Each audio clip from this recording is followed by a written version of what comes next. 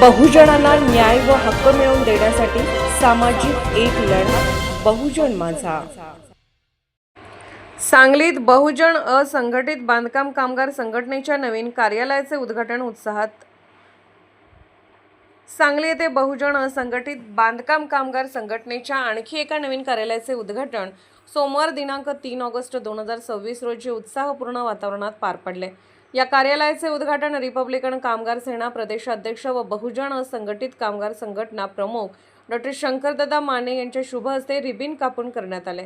या प्रसंगी सौ सविताताई शंकरदादा माने, बहुजन संघटित कामगार संघटना उपाध्यक्ष माननीय संतोष भाऊ वानकडे, बहुजन असंघटित कामगार संघटना उपप्रदेश अध्यक्ष माननीय अक्काताई काटे मॅडम, बहुजन असंघटित कामगार संघटना मिरज तालुका अध्यक्षा माननीय बापूसाहेब करडे, कामगार संघटना सांगली जिल्हा अध्यक्ष तसेच विविध सामाजिक कामगार आणि स्थानिक क्षेत्रातील मान्यवर मोठ्या संख्येने उपस्थित होते।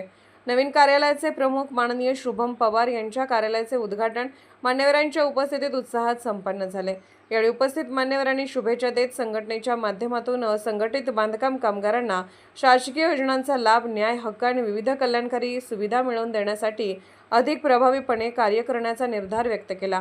यावेळी डॉ. शंकरदादा माने यांनी मार्गदर्शन करताना सांगितले की संघटनेच्या नव्या कार्यालयामुळे सांगली परिसरातील बांधकाम कामगारांना संघटनेशी संपर्क साधणे अधिक सोपे होणार असून त्यांच्या विविध समस्या सोडवण्यासाठी आणि शासनाच्या योजनांचा लाभ प्रत्येक पात्र कामगारांपर्यंत पोहोचवण्यासाठी हे कार्यालय महत्त्वाची भूमिका बजावेल।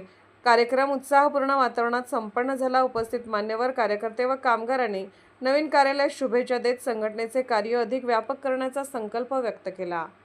बहुजन माझा चॅनलला क्लिक करून बेल आयकॉन दाबून सबस्क्राइब करा आणि अपडेट रहा।